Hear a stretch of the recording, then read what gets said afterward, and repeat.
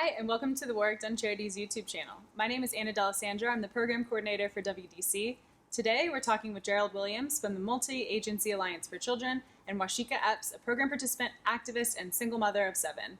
And we're talking about rebuilding that going back to school routine. So, Mr. Williams and Ms. Epps, what kind of tips and tricks do you have for us today?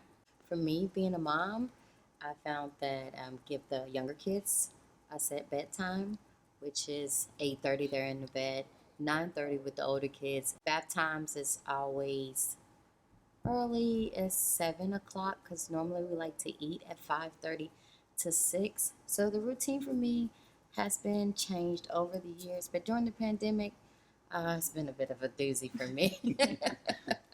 But we're still managing as well as co-parenting with their fathers and just keeping up with them with the routines. Okay, well, look, I agree with you with the bedtime. Getting kids back on a regular bedtime, gradually reeling that bedtime in. Another thing is turn off the electronics. At least 2 to 4 hours before bedtime, extremely important.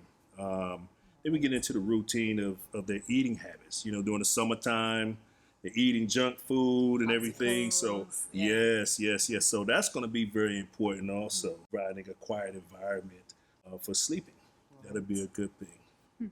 Well, the meals were very light because it was hot. Right, yes. So we did like tuna fish, light meals, nothing heavy.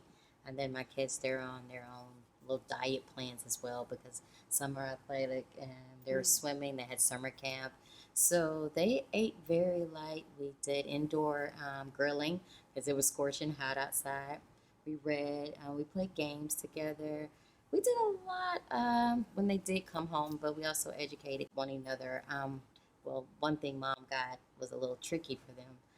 Next, Xfinity has this limited with times where they can get on devices. So I've set a set time where they can get on devices and I turn them off. And if they don't get off, you know, they'll let you know, they'll send you an alert. Say, hey, you know, your child's been over their limit. So I was like, okay, pause all devices, you know, and they're like, what in the world's going on? Mom, you know, can we check? What's going on? What's going on? I was like, no, don't panic. This is reality for you to just go and take the time to move about and get everything situated. Getting your clothes out, getting rid of old things. School's coming up, 29th, we're doing orientations. So everybody's happy. I got my little one in kindergarten now. So everyone's in school. Mommy can get to woosah. So can you tell us a little bit about, is there a difference from the kindergartner to the older kids? Okay, so we have a 19-year-old, which she's going through a punk rock phase stage. Awesome. It's right now, she's taking a minute from college. She's kind of finding herself because she was in a lot of sports as well. She found a job. She went out of town with her father to Africa. It's a lot different having a 19-year-old. She's engaging and starting to see the realness of life and understanding how important it is to have income and to be able to have a place to stay. So it's a reality for her. And going to the doctor, doing self-care. So the 19-year-old is fun. I get to tell her, you know, go about your business and I'll see about you. I have 6 more to worry about. The 13-year-old, he's making decisions, wanting to look differently from his older sibling. Well, I do want to do sports, but I do also want to work. And, you know, I'll help around with chores and helping mom in the house as well. So I have the 16-year-old, then I have the 13 and the 12-year-old. They look like twins. That's Nicholas and Nia. They're a little bit of a fun to deal with. They're in middle school together. They look out for each other. They're helpful. And then I have Tiana. They're in Trinity. They're 9 and 8. Whew, can y'all imagine? Just go down the list. Yes, going down the list. And they kind of argue with each other roughly. But it's okay because we like to do everything as a family. And then we have Mason, the head honcho, man. He's the 5-year-old that comes in and, you know, he's the lovable one. He spends times with his brother. He spends times with his older siblings. He spends times with everybody one by one. But when we all come together, it's a beautiful thing. Overall, just having them in a different age ranges, it helps out a lot because when I want to take a break, sometimes they'll come in and, you know, give me a little break, but when we want to go skating, they can skate, or we want to go do anything together, they'll all still come back and help one another. So I love the multiple age ranges with them as well. So with your 7 kids, are there different routines for the morning or, I mean, there's different drop-off times, there has to be. So how do you maneuver all of that? So funny you ask. Everything is good now. I was telling you about their bedtimes. Now, when they wake up in the morning, I get the younger kids up, and I get them in the bathrooms because we're working with one bathroom, but it's okay. And brush their teeth, make sure they're straight, get them set down. Then the older kids come in, and then they utilize that. When it's time for them to go to school, the older kids walk younger kids to elementary, and then the middle kids, they catch a ride, carpool with other parents or other staff members, and they'll get to the middle school. And then my son, he just walks down the street to go to high school. Or if he misses the bus, Mom, can you drop me off? Or initially, he'll walk, depending on who other kids are out walking with him. But it's been a cinch, managing with having several children. Or if the older one is over, she can drive them all to school, and it makes it easier for me. But the 16-year-old, he's driving. He's going to get his permit, so he's happy about being the carpool brother to drop everyone off or to help out with anything as possible, because he's ready to drive, as any teenager should be. But it's pretty accessible and easy. It's just a matter of when I have to go to everybody's school at the same time for orientations, but they've seemed to manage, and they seem to understand, oh gosh, she has this many children. They have found it so hard to believe, but hey, okay, we can do this time, that time, and then we'll also get them done. But it's been cool. And speaking on the communication, sometimes they shut down on me. They don't want to communicate, and they don't handle stress well because they don't accept stress, because they see Mom getting up every day and managing to do more than the average some people. And sometimes when we're sitting in meetings, most people would be like, look at Miss Epps. She's running circles around y'all. she's dropped this one off, dropped that one off, done this, done that, and she comes back and she still makes it to meetings, and she still gets up and she goes to work. And I pat myself on the back, and my children do too, and then they'll feel sorry for me to a certain extent. Well, Mom, I'll help out, or Mom, I'll do this, or Mom, I'll do that. So the routine, hopefully, it's going to pick itself back up. I think they're all excited going to school because they can't wait to meet all their classmates. I don't call them friends, but they can't wait to meet their classmates, because some of them stayed and some of them left because, housing or had to go to different schools or whatnot. But, they're excited. Does MAAC have any resources, or what has been your experience with kind of helping families build routines? Well, I must say, routine is a very important component. Providing a structured routine for your child, little things as getting their clothes out, maybe their outfits for the whole week. That'll cut down some time, having their breakfast ready, so by the time they get ready to come downstairs to, eat, everything is ready for them. And then also, again, I'm glad you brought up the communication component, because it is very important to have that open communication, with your kids, but also with the school, because those are the things that help, spear a good habit and good routines, with developing relationships with your teachers and also with your kids also. So what if you have those kids that wants to dress a certain, way, and you have to change, and you're like, wait, but we had this set out already. Yes. What are you supposed to do about that? Well, you know what? Depends on if that child is in a uniform school or they can wear what they want. But if that's the case, we give and take. Compromise, that will be the thing. And I know, everybody say, well, I'm the parent, you do this, but hey, I tell you what, you wear this today, I'll let you pick out some on Friday. Free Friday for what you want to wear. Yeah, some schools do that. And then they've been at charter school. Yes. And that charter school lets them wear, their logo shirts and pretty much anything, but as long as it's respectful. And they love that until they make it to high school or make it to a uniform school. Yes. And then they lose all thoughts of, oh, what do I wear? What do I wear? And they'll get comfortable with it. Yes. And finding their favorite outfit has never been an issue. It's just certain appropriate things to wear to school. That's what bothers me, because you have that 12-year-old that wants to come with crop tops and fitted clothes, that's encouraging to the 9 and the 8-year-old. I want to wear this too.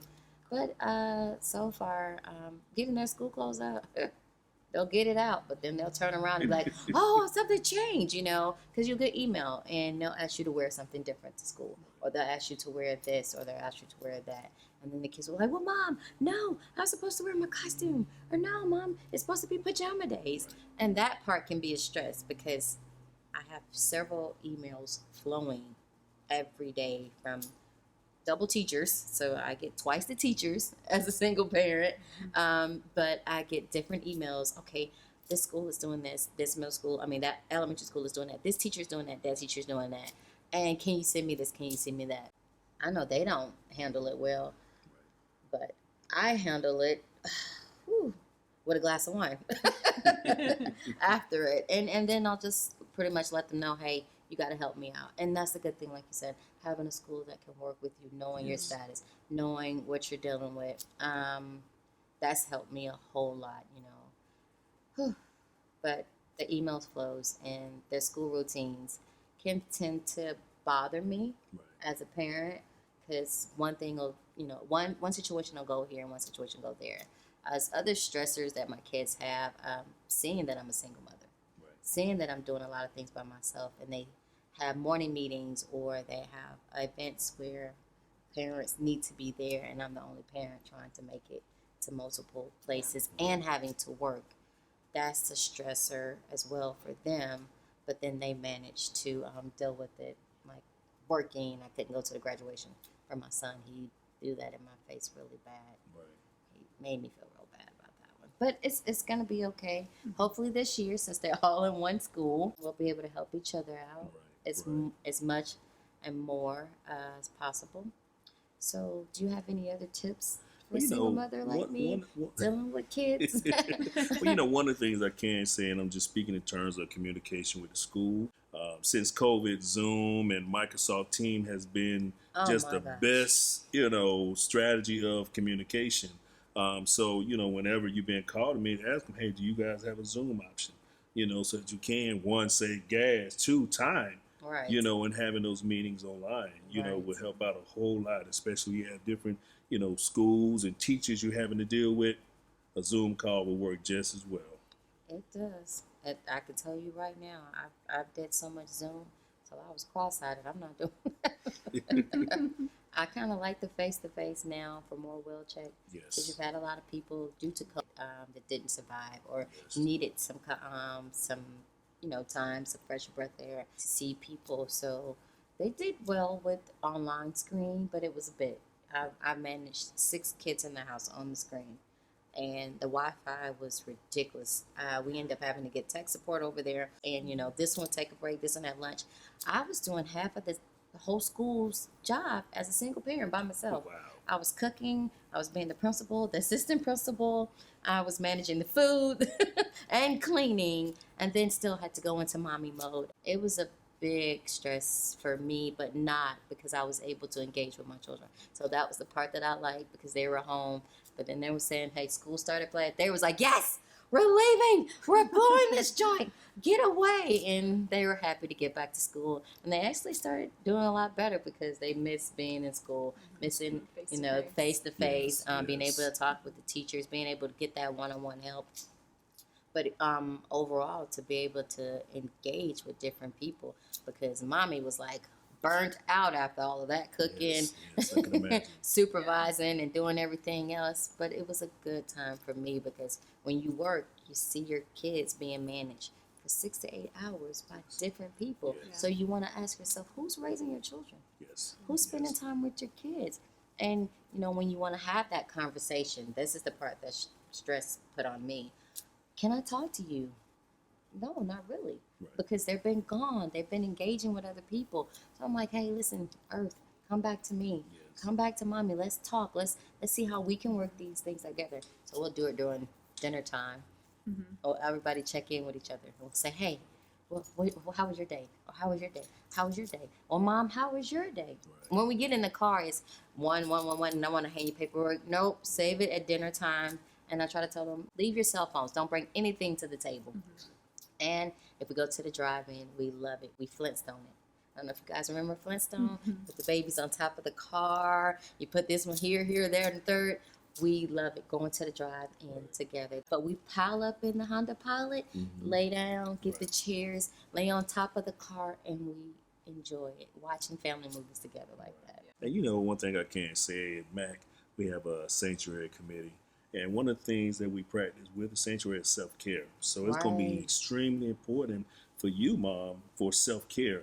Taking that time out to take a breath, whatever it is I don't that know what I mean. calms you down and to kind of, put you at peace. Right. So really focus on self-care for yourself also, but that's going to help you as a parent to help parent your children. I need it. I definitely need it.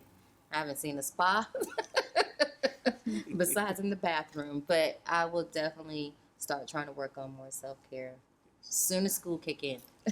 Yeah. So can we talk about structure, because you're going to be rebuilding structure after summer. So what are some of the benefits and the advantages of building a structure into a family? Well, some of the benefits of rebuilding structure is, being able to be in a routine. I think those are the things that's going to give you the better outcomes of what you're looking for with your kids. When you develop that routine, it provides that structure. And what ended up happening is everything will fall into place where you don't feel like you're having to overcorrect all the time. So it's just more so the kids getting themselves in that routine, that structure really just provide that kind of overlap for them to make sure that they be successful overall in school and transitioning back to school. And it provides structure that the parents can then know what's happening every single day. And Yes. like we were just saying about self-care, you have the structure for your kids. You can Yes. start structuring in self-care time, and Yes, and that'll help, definitely with management, time management, you managing with the kids and everything. So a lot of that takes place, in that primary focus of structure. Thank you for watching. Make sure to subscribe to our YouTube channel, where we will be partnering with a lot more community organizations and bringing more content to you.